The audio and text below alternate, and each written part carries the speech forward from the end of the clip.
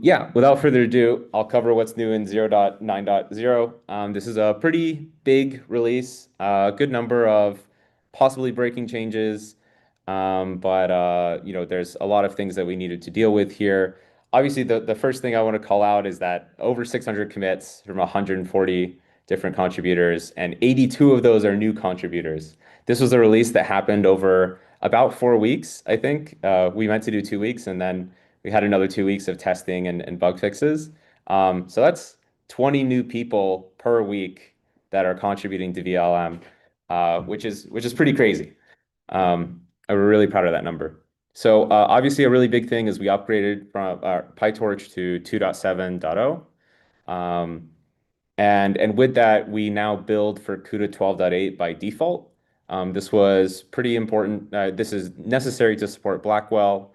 This does complicate things a little bit because the PyTorch default wheel on PyPy is built for CUDA 12.6. So particularly if you're on a Blackwell machine that requires CUDA 12.8, you need to have a special flag to install the right version of CUDA with PyTorch. But we've updated the docs to make that pretty easy, and especially if you use UV, which we recommend instead of the vanilla pip, you can actually just pass in this Torch backend auto flag, and it will pull the right version of Torch depending on your CUDA driver installed, which is really nice UX. Um, so there's that. Of course, we talked about NVIDIA Blackwell support. We've been working on optimized kernels for this. One of the things that isn't supported on Blackwell is Flash Tension 3. So we highly recommend making sure Flash Infer is installed and enabled if you want good performance on B200s. Um, so try that out. Let us know if you run into any issues. It will still run on Flash Tension 2 if it can't find anything else by default, but performance may vary. As I mentioned before, there's been a lot of progress in EP, expert parallelism, DP, data parallelism, and PD, disaggregated prefill and decode, as we're scaling vLLM to larger scale inference. Um, a lot of this goes into support for disaggregated serving frameworks like LLMD and LM cache. Um, so, so yeah, check out those things if you're interested in it. Ask questions, certainly. And then one thing you'll notice on the docs.vlm.ai, we've moved from Sphinx to make docs, so it has kind of a refreshed look, a lot better search. But we're still, working out some kinks in the docs. So definitely report any funky docs that you find, and we're improving this day by day. Now, in terms of model support, there's a good handful of new models supported. There's including more and more Mamba hybrid models, which is really cool to see for us interested in local attention. Um, yeah, some embedding models, nomic embedding models, it particularly has been a pretty highly requested model. So we're happy to get that in. And then there's been a lot of progress on the hybrid memory allocator. This is like a sort of a refactor towards how KV cache is managed in vLLM to more efficiently allow for management of models where, not every layer has the same type of attention. So, this is important for Llama 4, where three out of every four layers has a sort of local attention, whereas one out of every four layers has a global attention, or models that use sliding window, or models that use state space models mixed with global attention. Currently vLLM has some hacks to represent this non-uniform KV cache memory, and so we're glad to make progress on the hybrid memory allocator. There's been a good number of performance improvements on DeepSeek models, as well as support for Qwen models with really long context length, like the Qwen 2.51 million. And then we've been working on several optimizations for multimodal models in general, but particularly, Qwen VL had some particular enhancements with MROPE. Um, yeah. Another pretty important thing, if you're interested in low latency, low batch size throughput, is supporting full CUDA graphs in V1. If you followed V1 development, we've had piecewise CUDA graphs since the beginning, but there's still some use cases for full CUDA graphs, particularly when the model execution itself is pretty small, where the CPU overheads are still there. So this is an experimental feature you can opt into through the compilation config. So definitely check that out. We have some initial work on enabling sequence parallelism, which is pretty cool. It's not exactly performant yet, but we think this will be pretty important for long context length scaling in the future. And a few other optimization and performance features. There's a lot of new user features. There's a lot of work on this release in properly defining our deprecation strategy and starting to more properly and transparently say what arguments we're going to deprecate and committing to a two release timeline before removing features like breaking changes. So we've definitely heard the people that want to have more transparency in how things are being deprecated. Various front-end improvements, various quantization improvements. One of the things that were added are there's now initial support for NVFP4 models and MXFP4 models, which are obviously the new FP4 formats supported on the latest NVIDIA Blackwell GPUs and AMD MI350 GPUs. Some simplifications to reasoning parsers, a lot of work on speculative decoding. Support for Eagle 3 has been the real big highlight there, and now there's a good bit of optimization work to do on that, which we've already added CUDA graphs and torch.compile to it. So look for more performance and progress being made on speculative decoding. Um, yeah. Another thing, if you're using the transformers backend, we're expanding the variety of models that can be supported there. So now we can have sliding window attention, interleaved support for models. We're still working on multimodal model support and embedding model support. So stay tuned for that in the next couple of releases. And then on the hardware side, there's a whole bunch of new kernels and support put in there. I won't read all of these, but you can see the variety of hardware support in vLLM is pretty great. Just to cover like some notable changes, CUDA 12.4 is not supported anymore because PyTorch doesn't support it. So now the only available versions that we have in all the various places is CUDA 12.8, CUDA 12.6, and then we still build for CUDA 11.8 for the people still on those old ones. Top K now matches behavior with transformers a little more closely. And also the seed has been changed.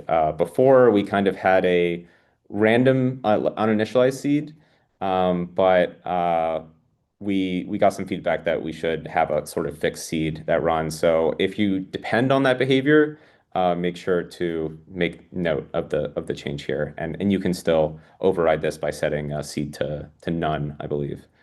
There's been a lot of security improvements. If you're interested in the security of vLLM and how we deal with security advisories, definitely check out the announcements channel on the vLLM Slack. Russell has been doing a lot of work in triaging and dealing with the security advisories, and we've been addressing most of them. And I think most of the other things are kind of just tidbits or little developer features. So that's all on the latest vLLM release. Feel free to ask questions in the chat. But for now, I'll pass it off to Luca and Richard.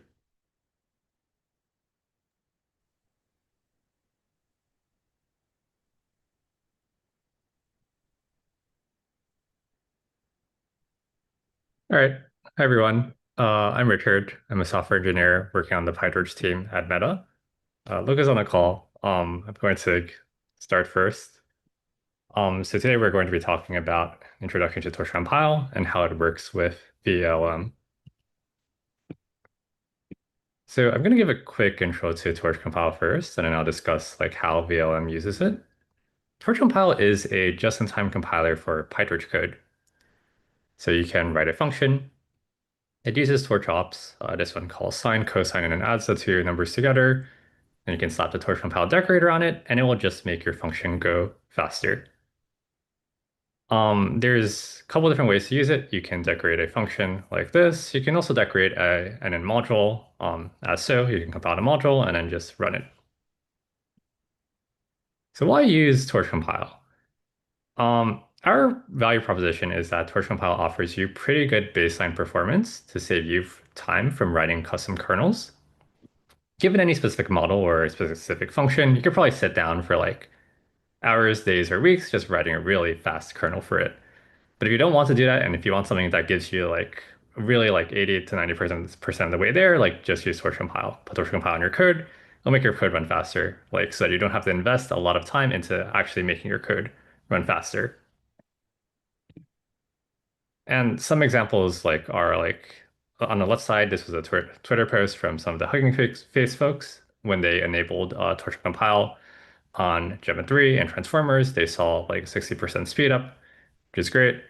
On the right side, PyTorch compiler team, have a performance dashboard of just miscellaneous models. We track like how things like run, like how things run, like if any things are slower or faster with torch compile. Numbers here are like currently between 1 to 2, but we've seen like numbers speedups as high as like 8x sometimes with torch compile. The main idea of using torch compile is that like it offers you like really fast performance on just a variety of different models. Okay, I'm gonna talk really quickly about how Torch Compile works. Torch Compile has a front end, has a back end. The front end just does initial graph capture, given some Python code, like the model on the left. Model on the left is doing like linear ReLU, linear ReLU. Um, and the function we're compiling also appends a tensor to a list, a global list. Torch Compile like looks at your code. It has a custom bytecode interpreter that will run your code and extract a straight line graph out of it. So it will extract a graph of only PyTorch tensor operations. It'll also, in addition to the graph, it returns you some bytecode, which is some glue code that does any Python side effects that might exist in your function. So like this function has like tensor operations. It also has a side effect of appending to a list. So torsional file gives you this graph, gives you some bytecode, and that's what our front end graph capture does. The front-end graph capture does not have to give you a single graph. It can give you multiple graphs. This is a feature. Sometimes you'll write some Python code where like it just has things that are just not supportable. For example, like you've got this function, you're doing some tensor operations, you're calling torch.save, and then you're doing some other tensor operations. The torch compile does not really support like disk IO operations. So what it'll do is it'll capture one graph for your first tensor operations. It'll run like the torch save, then it'll capture a second graph for your non-disk IO operations, these tensor ops, and then it'll just return from there. So effectively, it's capturing two graphs here, and it's running the save in the middle. All right, so we'll talk about the backend. Once you have captured a graph via the torch compile front end, the backend takes this graph and then it spits out some really fast code. It'll take the graph, it'll try to run optimizations to it. It will try to like turn it into Trident code, and then it'll run that. For this particular sequence of operations, like it just calls sine, cosine plus one, we'll take all of that, we'll lower it into a single Trident kernel on the right. One of the optimizations Torch compile does is just fusing these pointwise operations together. It can also fuse reduction like operations together as well. Another thing Torch compile does is auto-tuning. When you're writing a Trident kernel, sometimes you'll try to auto-tune it to figure out like what the best like configurations are. Torch compile does that automatically, depending on the configurations you pass it. So we will auto-tune, for example, the block sizes for said output code, output Trident kernel. Some other optimizations. Most of the flops in the model usually just goes through matmul operations, and so we'll try to select the best matmul for you. Um, Spoiler alert, torch.mm is not always the fastest matmul. So given like a torch.mm call or torch matmul call plus some pointwise operations, we'll try to benchmark torch.mm versus a trident matmul versus a cutlass matmul that's hidden behind a config and perhaps even other matmuls in the future, and then choose the fastest matmul to use in your case and then just run that. Another optimization is CUDA graphs. CUDA graphs are built into torch.compile. If you pass max autotune to torch.compile, it will use CUDA graphs. CUDA graphs is this technology that lets us on an NVIDIA GPU record a sequence of kernel launches and then replay the kernel launches in the future. This saves the overhead of just launching the CUDA kernels, and it reduces the overhead there. So it's kind of difficult to use a raw CUDA graphs API safely, because CUDA graphs, like it records CUDA kernel launches, replays those. If there's any compute on your CPU, like any CPU kernels that are running, those do not get recorded, those do not get replayed.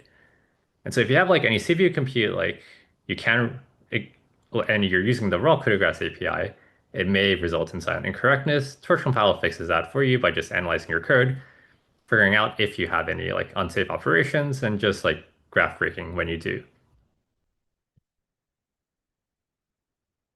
All right, so I'm going to talk about how vLLM uses torch compile.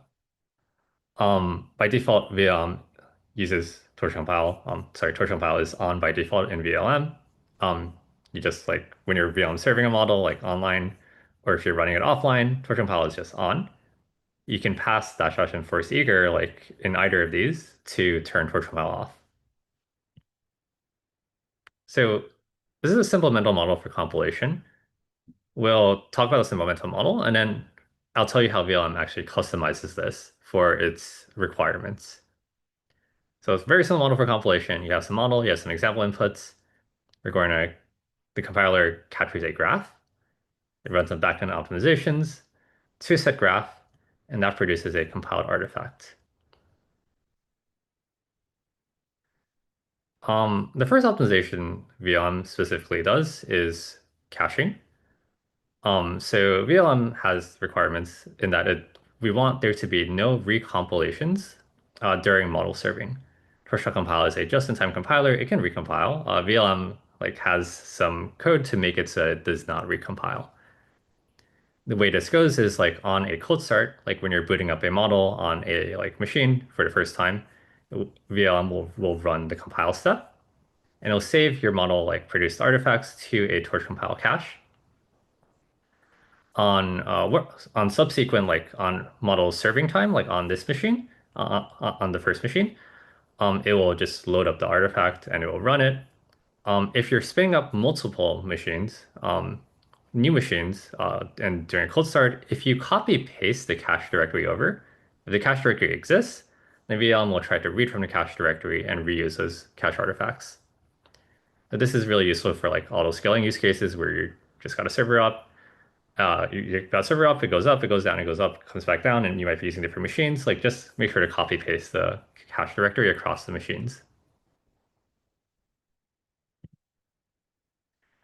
Dynamic shapes. So by default, vLLM like uses captures a single graph with dynamic batch size, and then asks torch.compile to compile a graph for said dynamic batch size. And then the graph just kind of artifact works no matter what the batch size is. And you can squeeze more performance. We've seen like 5 to 10% more performance by specializing on specific batch sizes, especially for batch size one. The way you do this is you pass compile sizes to vLLM. Also, like compile sizes in the compilation config, in the online case, or same thing in the offline case. And this will tell torch compile to specialize on batch size 1, 2, and 4 for your model serving session. When torch compile specializes on these batch sizes, it will do a separate compilation for each batch size. So this will increase your compilation time, but the performance gains can be worth it if you know that you are going to be using these batch sizes, specific batch sizes a lot during inference. code graphs. So vLLM also uses code graphs. It actually uses this thing called piecewise code graphs, in that in your models, some of the operations are not cryptographable. In particular, the attention operation is not always cryptographable. And so vLLM will use torch.compile's frontend to do a graph capture. It will split the graph. Um, it will split the graph between operations that are not actually cryptographable. In this case, on this slide, the attention operation. It'll compile each of the graphs that are cryptographable, and it'll run like those graphs, those compiled artifacts under cryptographs, and then it'll run the things that are the attention op, and then it'll run the graph that is cryptographable under cryptographs. Okay, so I think one last thing I want to talk about is flex attention. We're integrating flex attention into vLLM. This is coming soon.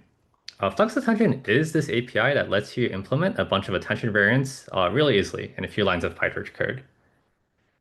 In particular, like to use attention today, like you would probably use like a flash attention kernel, or like just some like low level attention kernel.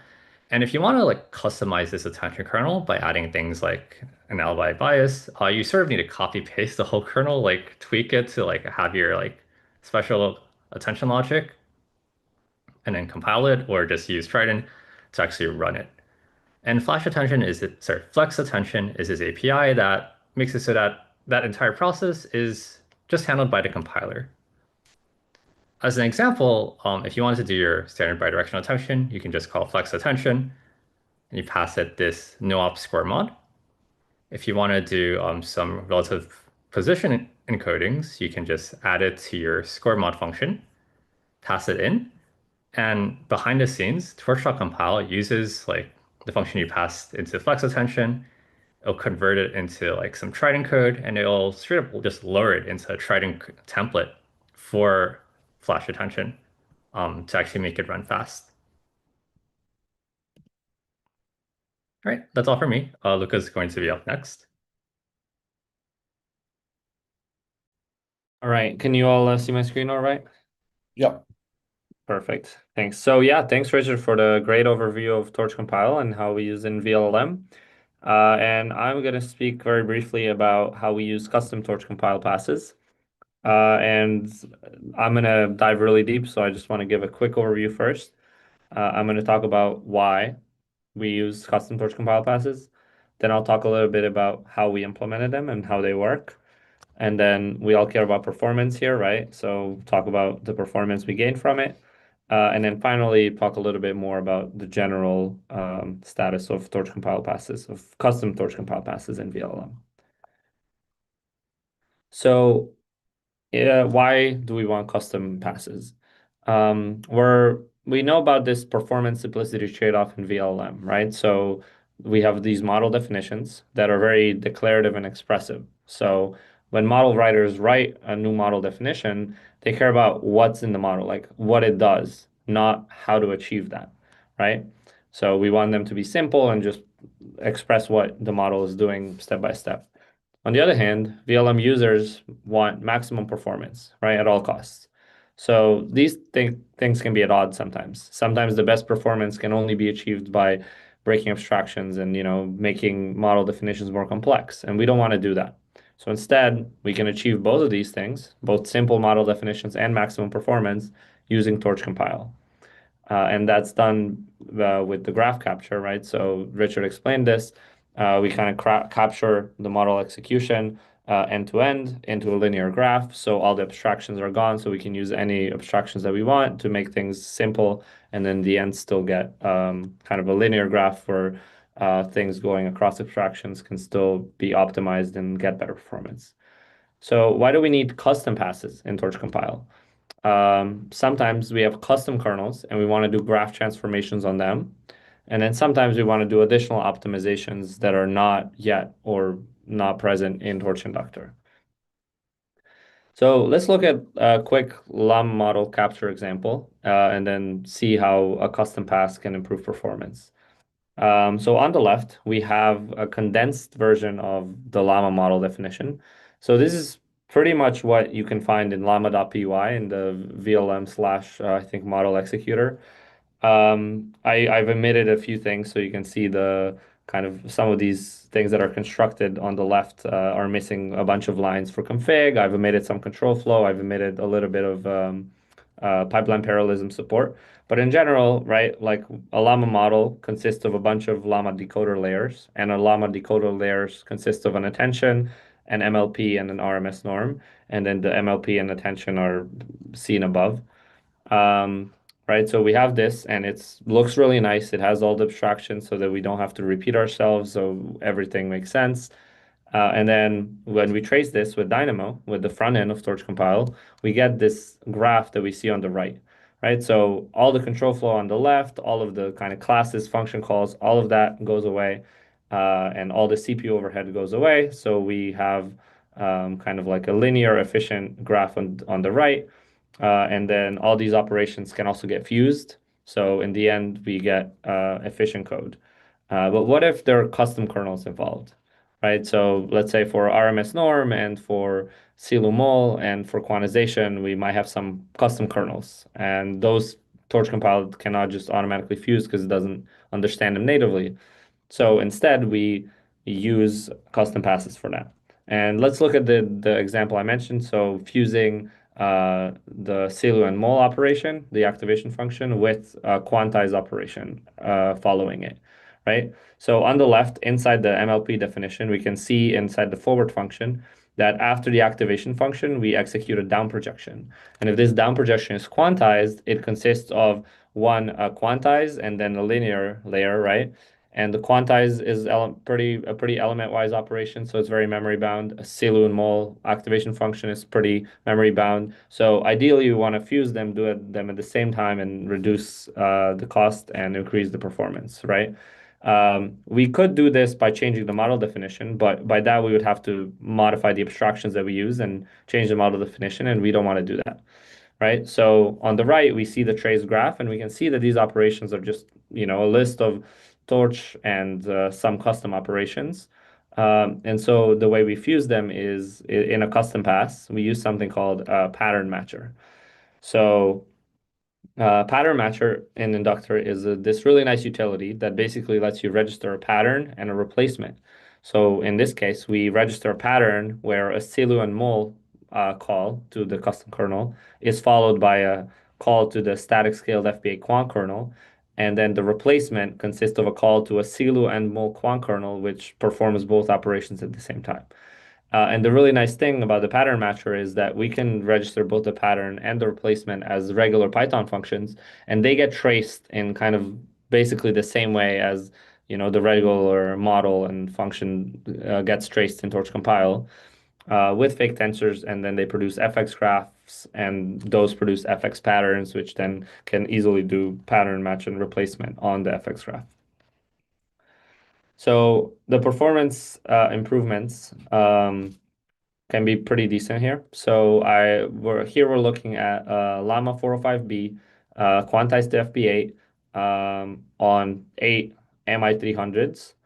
And on the left, we see throughput versus the number of prompts that we're running through vLLM.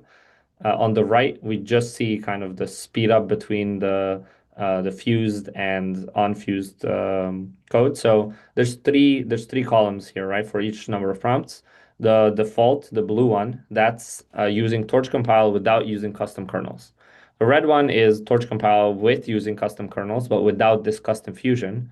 And then the yellow one is with custom kernels and with fusion, right? And so we can see that with fusion and with custom kernels, we slightly outperform the default, but custom without fusion can actually be slower. So yeah, this default torch-based implementation actually by Torch 2.7 has gotten really good. So Torch compile has actually gotten good enough where sometimes it outperforms our custom kernels, including this case. But the fusion is still better here because we're using a custom quant kernel. And the obviously on the graph on the left, it's harder to see the improvement. So yeah, on the right, we kind of see just the improvement between the fusion and the default. So you can see it goes up to like 8%, on average, like 3-4%. And that's pretty good because quantization is a total of 8% of model runtime. So if we removed all quantization operations, we would still only get an 8% improvement. So this is a pretty good improvement that we're getting here. And yeah, so the numbers we saw earlier are from the CLUML and QuantFusion, which I described the example of, and also RMS norm and QuantFusion, both of them turned on. We also have this sequence parallelism pass that we're very proud of because it was actually a community contribution, and it really just goes to show that we've built a good system to add these custom passes and made it easy to do so. We also have two passes that do one does no-op elimination, one does some functionalization adjustments, which are kind of complementary graph optimizations to aid Inductor in doing some custom graph modifications that helped us. And coming soon is an attention and quant fusion. So while RMS norm and CLUML might be replaced by torch-based implementation, so these fusions won't be as useful anymore. Attention is likely to stay a custom operation because it is so important for performance. So we're really excited about this attention and quant fusion pass. Finally, I want to quickly mention just how custom passes can be added. Obviously, the first way is to add them to the Postgrad Pass Manager, which is just a Python class that runs these custom passes and manages them by modifying the vLLM source code. But we also have ways to add them without touching vLLM source code. So either on the command line, use the -o or -- compilation config flag, kind of like Richard showed with the key inductor passes, or doing the same in offline mode by specifying the compilation config object with the same structure as above. And this is really great because if anybody has a use case where they want to make custom transformations on the Torch FX pass, whether to insert custom kernels or just like change around the structure or do anything else, they can do that without modifying vLLM source code. So yeah. I guess let's jump into the discussion. I'll give it back to you, Sasha. Yeah. Thanks a lot for the presentation, guys. I think that was really cool. I think there's already a good bit of number of questions already popped up in the chat. So I guess one question from Ford Shaper is how large are the artifact files as related to overall model size? I don't actually know this one. So Richard, maybe like talk a bit about like the Yeah. what is a serialized torch compile graph like order of magnitude, kilobytes, megabytes? It's say megabytes. So what is serialized? We do not serialize your model weights. Those just come from your model. What we do serialize are just the intermediate graphs. The intermediate graphs like are just like O of like your model source code, like however big your model is. So we serialize intermediate graphs. We also store the threading kernels and their compiled artifacts, like the cubins. That is the part that can actually be big. And so that's where I would say like megabytes, depending on how many like threading kernels were actually compiled. Yep, that makes Well, sense. I was just asking, thanks for the answer, Richard. I was just asking because you were talking about moving the artifact files and the cache like from uh, system to system so that you can get a warm startup. And I was curious if you had done any testing with like loading those compilation files from shared storage or something like that that you have mounted to different nodes as you load them independently, I guess. We have done testing with this. It works. It depends on how much storage you have, I guess. They are not as big as your model weights. Right. Cool. Thanks. Yeah, great. There's a question from Sangeeta on how auto-tuning actually works. Is it done every time for a kernel launch? I think that's not true.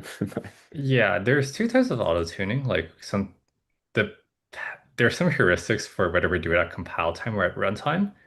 If we do it at compile time, then it's like when you're compiling a model, like we If we will. do it at compile time, then it's like Oh, I heard an Stephen. echo. Yeah, maybe you can mute Stephen. Okay, so if we do it at compile time, then we basically just generate some dummy inputs based on the shapes of your inputs, and then we just run those, and like we pick the best kernel, and then we won't auto tune again unless there's a recompile. If we do it at runtime, then it's the first time the kernel is run, we will do set auto tuning with some real inputs. So we try not to like redo this a lot. There's also a separate auto tuning cache that will just cache like the best kernel. So I have a follow-up question. So in vLLM, by default, is it done at compile time or at runtime? Sure.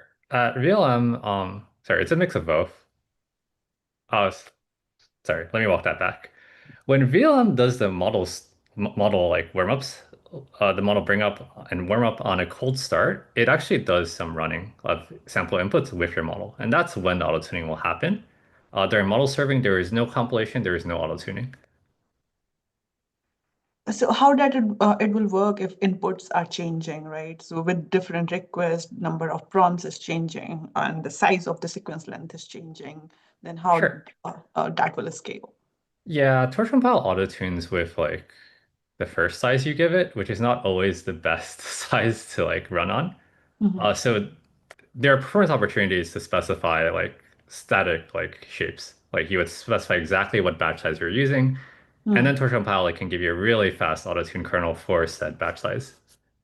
That's at the trade-off of more compilation time. Okay, sounds good. Thanks.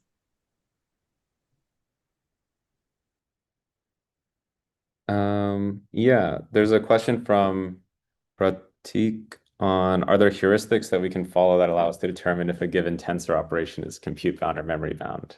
Um, this is a great general question. I think this would be nice to have, but it does kind of bring up an idea I've had maybe slightly separately for like different methods like speculative decoding, where or like optimizations where you want to know, oh, if I run a model forward pass with like n number of tokens, how compute bound or how memory bound are we going to be? Um, and torch compile might actually be like a good place to kind of like get like a flop count for a graph, um, or like a relative arithmetic intensity. Um, so is that something that is there anything in torch compile for that kind of infrastructure, if that makes sense? Yeah, if you turn off torch compile, like we have this thing called a flop counter.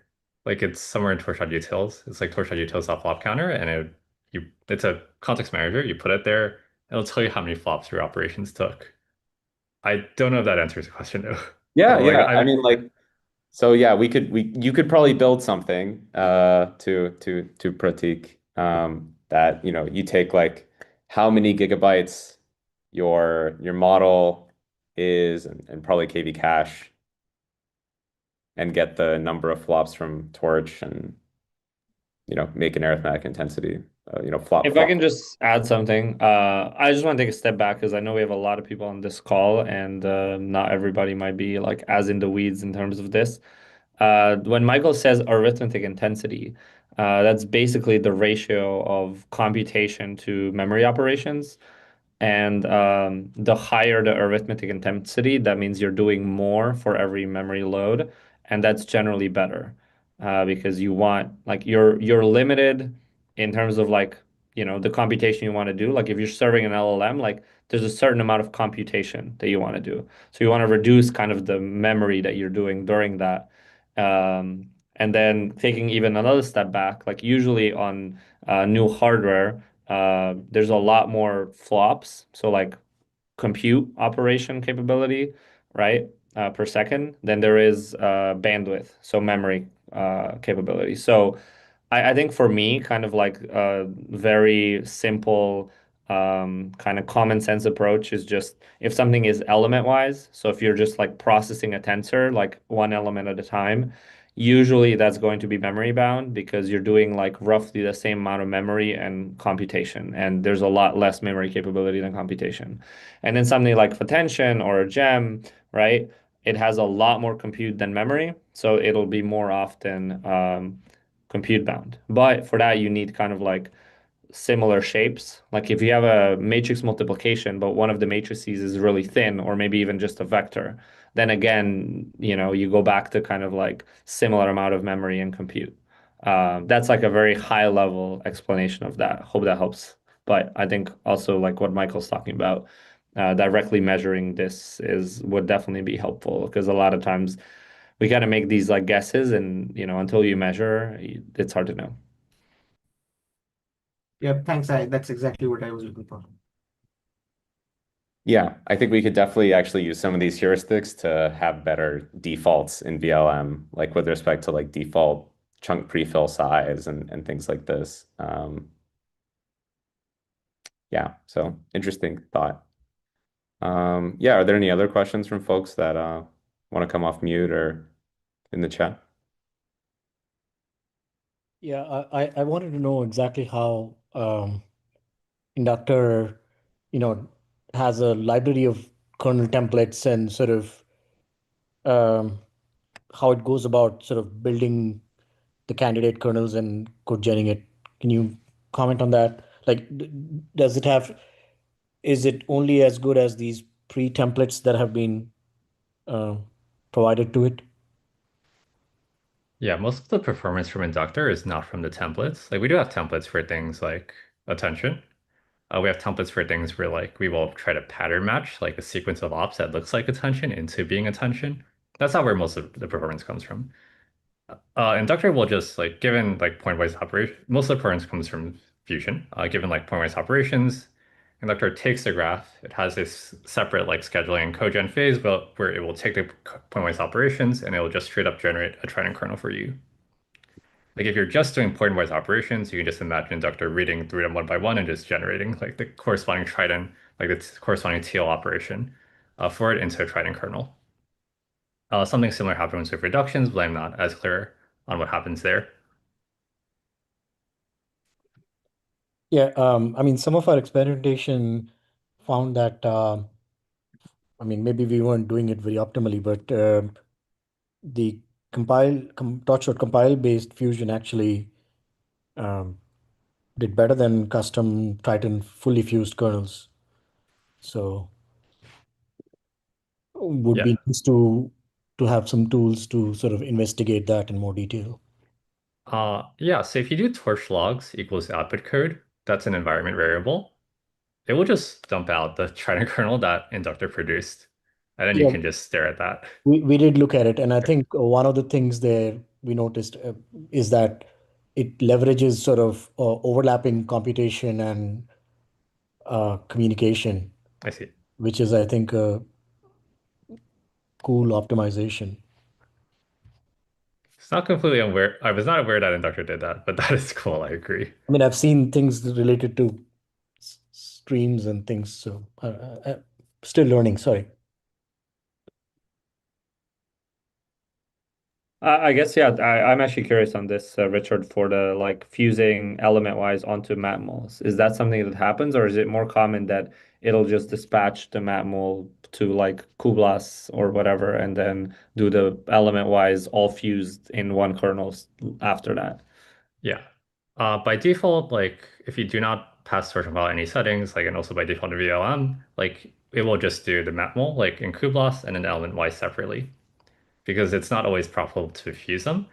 With max autotune in torch compile, or if you pass compile sizes to torch to vLLM where it will trigger the max compile, we will autotune like the mapmul, like a kublas mapmul plus element wise operation, like an epilogue, versus a Trident kernel mapmul with the point-wise operations just like in the Trident kernel, fused into the Trident kernel, and then like we'll pick which one of the two are the best.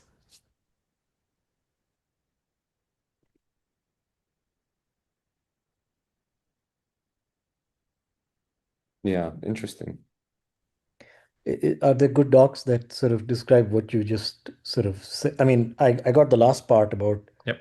just patching in point-wise operations into the Triton MacMul. But yeah, I feel like this area deserves more documentation slash insight. I agree. Yeah, the team has it. PyTorch Revive team, like we have it on our roadmap to just document like what Inductor does better so that people know like roughly what they're going to see when they use torch compile.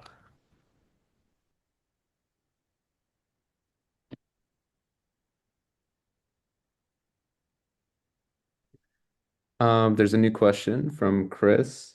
Um, Can you speak to why some model authors might not want torch compile to be enabled? Um, torch compile sounds like it may be a startup time performance hit, maybe only an initial one-time startup hit. So why might model authors disallow it? I'm not sure. Was there talk of I specific? think, yeah, I think I know this. I think that it's not about disallowing. I think it's more about like, we had a bunch of model definitions before we had Torch Compile, and so then we started adding Torch Compile support to models by doing the at supports Torch Compile on the model class. But I think a lot of models just like haven't done that, and we just haven't gotten to it. So I don't know of anybody who didn't want it explicitly, because also like just enabling it doesn't mean that it'll necessarily get used. It can be disabled with enforce eager, right?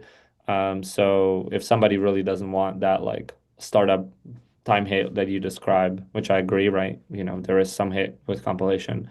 It can still be disabled. So it's not like enabling it for a model that means that like you have to compile.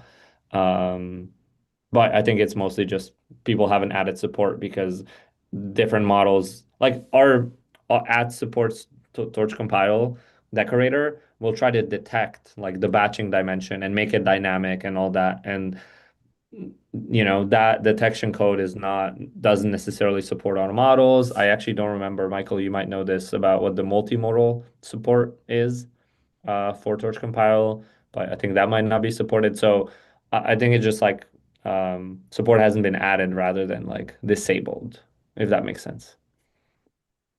Yeah, I think it's like level of effort if like something about model definitions need to change or or and also whether it's worth it. Yeah, I mean I think for instance like we for vision language models like we don't run torch compile or even CUDA graphs I believe on like the vision encoder. But we do on the shared language model backbone because that's the majority of where the compute is. That's the majority of where the memory bandwidth requirement is. Um, and yeah, so um, not to say it would like hurt to put it there, but it's kind of like not as important as having it on the language model backbone. And similarly, putting it on every single model, even if all models aren't used super highly, it's a level of effort thing.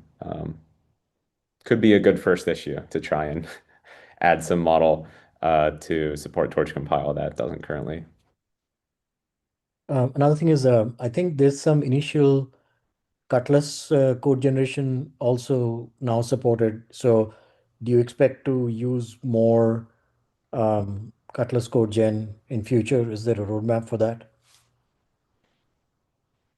Within torch compile or Yeah, as a backend for Torch compile, meaning to Uh, code gen Cutlass or fuse Cutlass. Answer is yes. Like we are looking into that. We actually have an option to do Cutlass plus Mevels, Cutlass, Mevels, and fusions into those. Like right now, I don't remember what it's called, but you can probably find it in the Torch inductor config. But yes, we're looking into using Cutlass more.